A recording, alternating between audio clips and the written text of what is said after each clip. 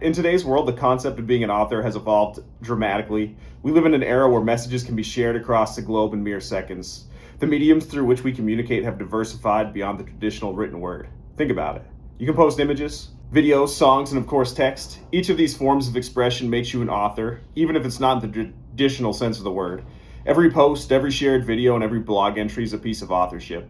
The tools available to us today democratize the ability to create and share content, making everyone an author in their own right. So for this, we're talking about Facebook, Instagram, TikTok, any of the things or the ways that you can post online, right? So I really do believe in this, guys, that everybody really is an author in one way or another. No matter what, you're an author, and that could we could look at that in a non-traditional sense, in my opinion. But no matter what you're doing, you're authoring something, or you're putting something of yourself out there, which is what we mean by an author. But it's just like a loose generalization of that idea. No matter what you're posting and no matter what you're talking about, you're an author, and you're putting yourself out there. And I do think that's really important, and I think the better that you get at that, the easier it becomes to put yourself out there, and the more confident you become in your skills and your abilities to do a lot of these things. So I'm a firm believer in this book, just because everyone's an author. Everybody has the ability to do these things now more than ever, right? So this book also says everyone's a researcher. You might not realize it, but you engage in research every single day. Picture this. You watch a video on YouTube and something piques your interest. Naturally, you want to learn more, so you conduct a quick Google search. In seconds, you're presented with thousands of results. You dive into the first few, read up on the subject, and voila, you've conducted research. This type of informal research is a far cry from what research looked like just a couple decades ago. Consider this. In 2004, Facebook was just getting started. Let that sink in for a moment. The landscape of research has changed drastically, but the fundamental need to research remains constant. However, with the explosion of information at our fingertips, fact-checking has become more critical than ever. The ease of access to information comes with the responsibility of verifying the accuracy of that information, something that wasn't as pressing when we relied on encyclopedias for knowledge. If you're looking to just fix something practically, YouTube's a spectacular place to look, right? There's a million different ideas on how to fix things, how to make things, and that's research. If you've ever been interested in something, you've done your own research on it. You're researching, you're doing half the process already, right? Without even realizing it. Again, that's why I like this book so much. Everybody researches, everybody writes, it just is kind of restructuring that thought for yourself. It's why we're doing this, or what's going on, what really is happening, right? Everyone's a student. The book also highlights the importance of being an active learner, a role many of you already play without even realizing it. If you're curious about something, pursue that interest and learn more about it, then congratulations. You're an active learner. In a world that's moving at breakneck speed, with technology constantly evolving, being an active learner is more important than ever. For many of you, this might be one of the first introductory classes you're taking in college. But let me assure you, as someone who's been working and learning for many years, the learning never truly stops. You just continue to expand your knowledge, refine your skills, and become better in the fields that interest you. Learning's a lifelong journey, and embracing that journey will serve you well in both your personal and professional life. Again, I truly believe that. It never stops, right? No matter how good you get at something, you can always get better. You can always learn more. Chapter 9, the writing process. Writing is not just a process, it's an art form. Like any art, the more you practice, the better you become. You might find this surprising, but I wasn't a particularly talented writer in high school. I always had good ideas, but I struggled with technical skills needed to translate those ideas onto paper. It wasn't until I went to law school that I began to truly hone my writing abilities. Even after law school, I continued to improve by teaching English, taking additional writing courses, and practicing consistently. I share this not to intimidate you, but to show I've been in your shoes, a novice writer with room to grow. Fortunately, today there are many tools available to help you on your writing journey. From online resources to writing software, your goal is to get your ideas onto paper, and we'll refine them from there. I believe this as well. I was not a very good writer in high school. I did a good job. I had good ideas, but it was sometimes hard for me to get those ideas onto paper with all the structure required to get good grades. But you learn, and like any art form, you just get better and better at it the more you practice, right? Now, things that I would have thought that were really difficult many years ago, I find a lot easier, but there's still tasks that I find difficult as well, right? So the important things here: 1, understand your assignment. Begin by fully understanding what the assignment requires. Ask yourself, what am I being asked to do? Once you know the scope of the task, you can start thinking about how to implement your ideas effectively. This is, I would say, the number one thing to think about before you start working on any class or anything, right? Is what is the assignment? What am I being asked to do? One of my best friends, he's not very good at school, and I'm always was trying to help him, and I would always be asking him, is like, why didn't you just look at the syllabus and do the homework or whatever that they say? And he's always trying to just read every chapter, do every bit of homework or whatever, but he didn't understand that it's just to look and see what you have to do to get the grades you want, or right? And that's very important. It's happened to me too. I remember when I was taking English 101, I wrote a paper. Turns out I wrote the completely wrong paper, and I had to go back and rewrite it. And it's no fun to go back and have to redo something, right? Nobody wants to do that. So just keep that in mind, right? Take a look, be sure before you really get going that you are working on the right thing, right? 3. So in this class, we're going to talk a lot about rhetorical situations. And a rhetorical situation is a list here of things. So one of the number one things you're going to think of with a rhetorical situation is your audience. In this class, your primary audience is me, your instructor. Well, I tell you guys what, I'm a good audience. I want to help you guys. I want you to be successful. I want to help you as much as possible, and I want you to do well. So please, again, don't hesitate to reach out. I have time to help. If you guys need help writing things, you need help for ideas or whatnot, I'm there for you. I'm there to help you. That's what I'm here for, as a resource. So yeah, please don't hesitate to reach out to me for any of these things. Your purpose for this class is likely to achieve the best grade possible, right? But it's also about learning to communicate your ideas better over paper, right? So 3, stance. Consider your feelings about the subject. Remember, in my class, there are no wrong answers, only unexplored ideas. And by that, I mean, most of these essays, you can choose to write about almost any topic that interests you. I tell my students that I really want them to pick topics that interest them, because that means you're going to write something that's more interesting. It's going to be more interesting for you, which means it's going to be easier for you to work on, and which means it's going to be more fun for me to read, right? And I tell everybody I love this job because I get to learn a lot of things about things I never would have thought I would know about, and that's what I enjoy. So please, yeah, I always tell people, choose topics that your best friend doesn't want to hear any more from you about, right? Like if you got something you want to talk to your best friend about, they don't want to hear about it, tell me, I want to hear about it, okay? That's what, it's going to make it easy for you, it's going to make it fun, and it's going to make me enjoy what you write. So we got medium and design, genre. We're working on various genres. We got a narrative essay, rhetorical essay, research essay, and argumentative writing. We talked about that a little bit, but that goes back to what I was talking about. Just understand your assignment, okay? If we understand our assignments, this becomes easier.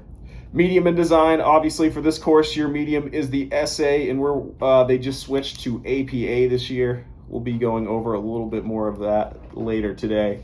So again, don't be worried about that. We'll talk about it.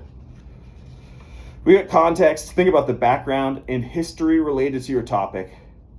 And then language. Tailor your language to fit the context and audience of your writing. Professional language here, but for most of them, the narrative essay could be a little bit different than that. And then schedule your times, another big thing that I believe in. Once you have a due date, plan your time accordingly. Start with pre-writing. Jot down everything you know about the topic and what information is easily accessible in your next writing session, focusing on editing and expanding your ideas. When I go to write a paper, I don't start, or I would sit in the library and I would just start writing whatever I could, a couple paragraphs about the information going, maybe a couple weeks before it's due. And then the next time I would go into the library, I would try to add more, right? And try to fix up what I wrote before. So I think that writing is a lot easier when again, it's an art form. If you're working on a painting, you might have to start painting it, right? And then come back later and keep painting it, okay? And keep working on something versus I've just got to try to rush and get this done the night before, okay? I think that you'll find that you'll be a lot more successful, and it will be a lot less stressful if you chunk it up and work on it at a couple different times, right? Then for generating ideas, you could brainstorm, start by simply thinking about the topic, cluster information, group related ideas together. You could just free write, which is what I was just talking about. That's something I like to do. Just start writing without worrying about structure. Looping, identify strong ideas from your free writing, then expand on them further. Sketching, draw a picture related to your topic to spark ideas. And then questioning, ask yourself questions about the topic to explore different angles. We got outlining. Outlining is crucial. We could dedicate an entire class, and I think I will later on the semester, maybe not an entire class because these are 2-hour classes, but part of a class to talk more about outlining. Remember that a good outline helps organize your thoughts and provides a roadmap for your writing. If you're wondering what an outline is, it's what I'm going over right now. And I think personally that when you think about writing an essay, it can be difficult because you are overwhelmed with the idea. It's like, I've got to write 3 to 5 pages over something and it's a whole essay. I like to say, I don't know if I can really do it on my whiteboard as effectively as I would be able to if you were in a regular class, but I like to think of an essay like a puzzle, okay? And it's 5 paragraphs typically. You know, we're talking 5 to 7 different paragraphs. Each paragraph is going to have a different idea. So, and then each of those paragraphs is going to have maybe 4 or 5 different ideas within one bigger idea, if that makes sense. And that's a paper.